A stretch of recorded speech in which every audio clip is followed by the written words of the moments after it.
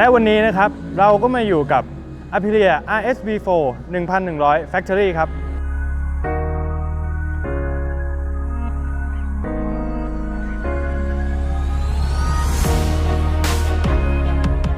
เดี๋ยวเราไปดูกันครับว่า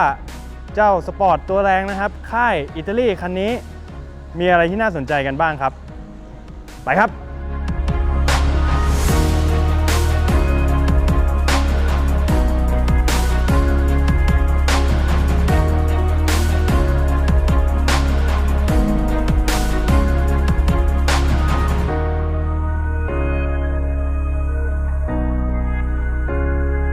จุดแรกเลยนะครับก็จะเป็นเครื่องยนต์นะครับในโมเดลใหม่เนี่ยตัว 1,100 คันนี้นะครับเครื่องยนต์เนี่ยก็ได้รับการอัปเกรดมาจากโมเดลเดิมนะครับที่มีความจุ 998 ซีซีเนี่ยตัวนี้นะครับถูกอัพขึ้นมาเป็น 1,078 ซีซีเรียบร้อยแล้วครับแน่นอนครับเครื่องยนต์ V4 เหมือนเดิมครับแต่ว่ามีการปรับขยายปริมาตรกระบอกสูบให้มากขึ้นนะครับรวมถึงวิศวกรรมภายในเนี่ยก็มีการเปลี่ยนแปลงนะครับทั้งการหล่อลื่นน้ำมันภายในเครื่องยนต์นะครับจุดนี้เนี่ยก็ได้รับการพัฒนาขึ้นมาจากโมเดลเก่าเหมือนกันครับทำให้เจ้านี้นะครับมีแรงม้าสูงสุดเพิ่มขึ้นมากว่าเดิมนะครับถึง 16 ตัวนะครับจากเดิมเนี่ยที่มีแรงม้าสูงสุด 201 แรงม้านะครับตอนนี้เนี่ยแรงม้าก็ได้เพิ่มขึ้นมานะครับที่ 217 แรงม้าเป็นที่เรียบร้อยแล้วครับในขณะเดียวกันนะครับน้ำหนักตัวเนี่ยก็มีการปรับลดลงมานะครับให้เหลือเพียง199 กิโลกรัมเท่านั้นนะครับซึ่งเป็นน้ำหนักที่รวมของเหลวเรียบร้อยแล้วด้วยนะครับและเจ้า Aprilia RSV4 1,100 คันนี้นะครับ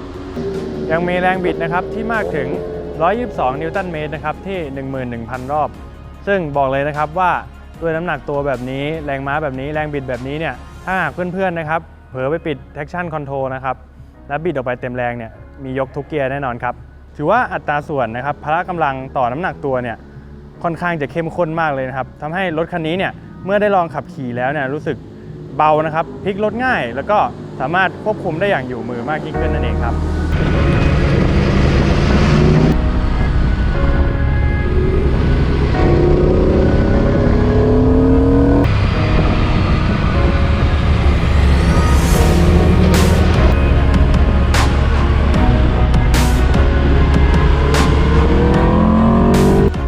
สำหรับถัดมานะครับก็จะเป็นรูปร่างหน้าตานะครับที่เห็นได้อย่างชัดเจนเลยว่า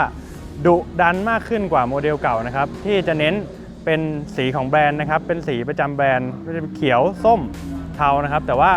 คราวนี้นะครับ Aprilia RSV4 1100 Factory เนี่ยมาพร้อมกับสีใหม่นะครับเป็นสีดำแล้วก็ตกแต่งด้วยพาร์ทอุปกรณ์ต่างๆนะครับที่ได้รับแรงบันดาลใจมาจากรถแข่ง MotoGP เลยครับไม่ว่าจะเป็นวิงเล็ตคาร์บอนนะครับหรือบังโคลนคาร์บอนและสวิงอาร์มอลูมิเนียมนะครับรวมถึงท่อไอเสียนะครับจาก Akrapovic Full System เลยที่เป็นไทเทเนียมเช่นเดียวกันครับจุดนี้เนี่ยก็ทำให้มิติรถโดยรวมนะครับดูมีความสปอร์ตและดุดันโฉบเฉี่ยวมากยิ่งขึ้นนั่นเองครับแต่ไม่ใช่แค่ดูดุดันเท่านั้นครับยังมีในเรื่องของสมรรถนะในการวิ่งทางตรงที่เจ้า Winglet Carbon ตัวนี้นะครับทำให้รถเนี่ยมีความเสถียรในการวิ่งในระยะทางตรงเมื่อเข้าสู่ย่านความเร็วสูงได้มากขึ้นนั่นเองครับ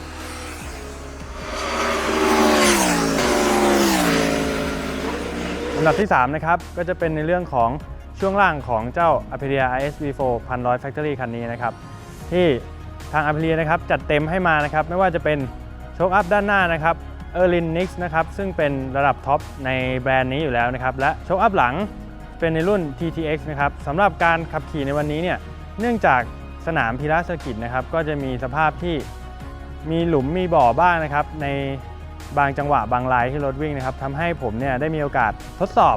โชคอัพที่ให้มาอย่างจริงๆจังๆนะครับก็พบว่าในการขับขี่นะครับถ้าเป็นตั้งค่าสแตนดาร์ดเนี่ยสำหรับผมที่มีน้ำหนัก68 กิโลกรัมนะครับโชคอัพตัว Setting Standard เนี่ยก็จะให้ความรู้สึกที่ดีดมากเป็นพิเศษไปสักหน่อยนึงครับแต่สำหรับใครนะครับที่มีน้ำหนักมากกว่าผมเนี่ยผมคิดว่า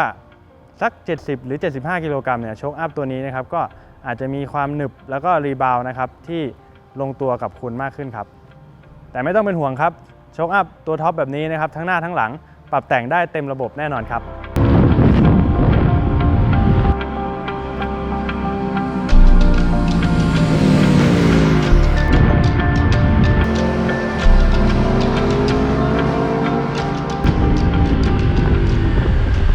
ต่อกันที่หัวข้อถัดไปนะครับนั่นก็คือ ระบบเบรก Brembo นะครับได้ถูกติดตั้งมาเป็นอุปกรณ์สแตนดาร์ดสำหรับเจ้า Aprilia SV4 1100 คันนี้เลยครับไฮไลท์อยู่ที่เบรกหน้านะครับที่จะเป็นเบรกรุ่นใหม่ของ Brembo เลยนั่นก็คือ Brembo Stylema นะครับการเบรกนะครับมีการไล่น้ำหนักที่ดีครับทำให้การควบคุมเนี่ยทำได้อย่างง่ายดายมากขึ้นนั่นเองครับ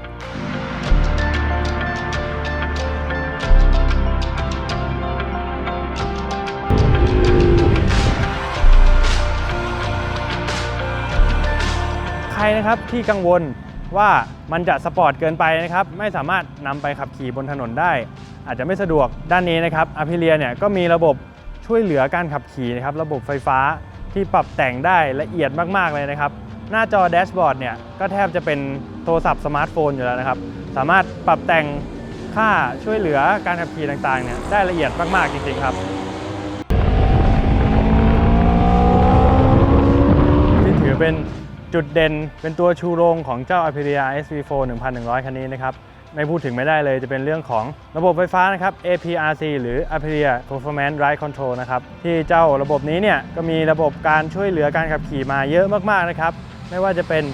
Action Control นะครับที่สามารถปรับรายละเอียดได้ถึง 8 ระดับเลยนะครับถ้าเกิดเทียบกับรถสปอร์ตทั่วไปเนี่ยที่เราเห็นกันส่วนใหญ่นะครับก็จะมีแค่เต็มที่เลยคือ3 ระดับ 4 ระดับหรือถ้าในเป็นสปอร์ตคลาสกลางๆเนี่ยก็เป็นได้แค่เปิดปิดเท่านั้นแต่ว่าเจ้า Aprilia คันนี้นะครับมีระบบ traction control ควบคุมสมดุลการหมุนของล้อเนี่ยได้ถึง 8 ระดับเลยครับตามด้วยระบบ wheelie control ด้วยนะครับที่จะช่วยเพื่อนๆในการควบคุมรถให้อยู่มือมากขึ้นนะครับช่วยกดด้านหน้าของรถเนี่ยไม่ให้ยกล้อลอยขึ้นมาสูงเกินไปนะครับจะมีการตัดกำลังรถให้ล้อหน้านะครับที่ยกขึ้นไปเนี่ยกดลงมาสัมผัสพื้นเหมือนเดิมนั่นเองครับและระบบช่วยเหลือการออกตัวนะครับหรือ launch control เพื่อนๆเปิดตัว launch control เนี่ยจะเป็นการปิดระบบ traction control และ wheelie control โดยอัตโนมัติครับ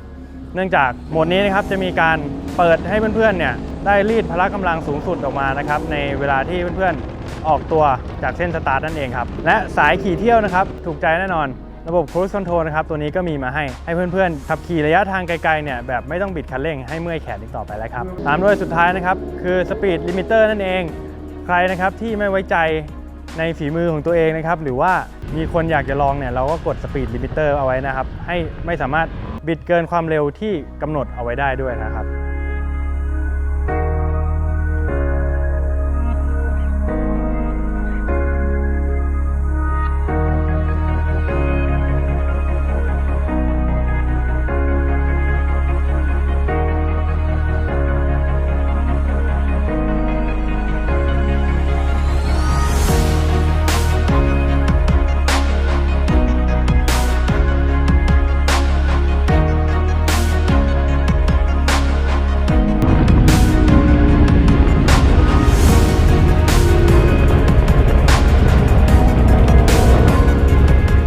ข้อสังเกตที่ผมมีนะครับใน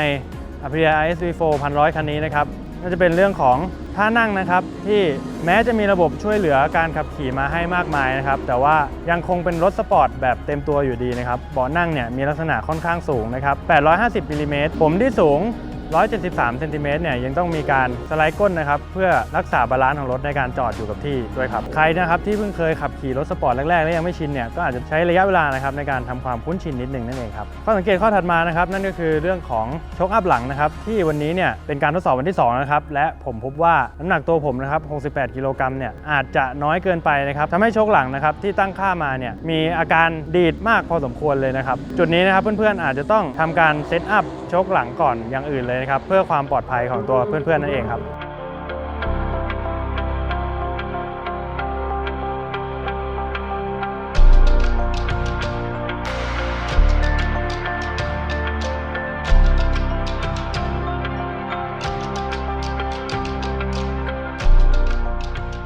ให้ผมสรุปสั้นๆนะครับในการทดสอบเจ้า RSV4 1100 ในวันนี้นะครับถือว่าเป็นรถสปอร์ตตัวท็อปเลยนะครับที่มีออปชั่นไว้สนองนิดสนองความต้องการของคนที่ชอบในเรื่องของความเร็วถูกใจเจ้า RSV4 1100 คันนี้แน่นอนครับและสนนราคาซูเปอร์สปอร์ตตัวแรงคันนี้นะครับอยู่ที่ 1,449,000 บาทนะครับและผมถือว่าเป็นราคาที่น่าสนใจนะครับสำหรับรถที่มีประสิทธิภาพสมรรถนะความแรงนะครับระดับรถแข่งขนาดนี้นะฮะที่สำคัญนำเข้านะครับจากอิตาลีทั้งคันเลย ใครที่สนใจนะครับจะสัมผัสเจ้า Aprilia RS V4 1,100 คันนี้นะครับสามารถไปสั่งซื้อจับจองหรือว่าสอบถามนะครับได้ที่ Motorplex Bangkok ยังไงก็ฝากติดตามด้วยแล้วกันนะครับว่าคราวหน้านิตยสาร Motocross นะครับจะกลับมารีวิวรถมอเตอร์ไซค์รุ่นใหม่ๆรุ่นไหนให้เพื่อนๆได้ชมกันอีกนะครับแล้วเจอกันครับ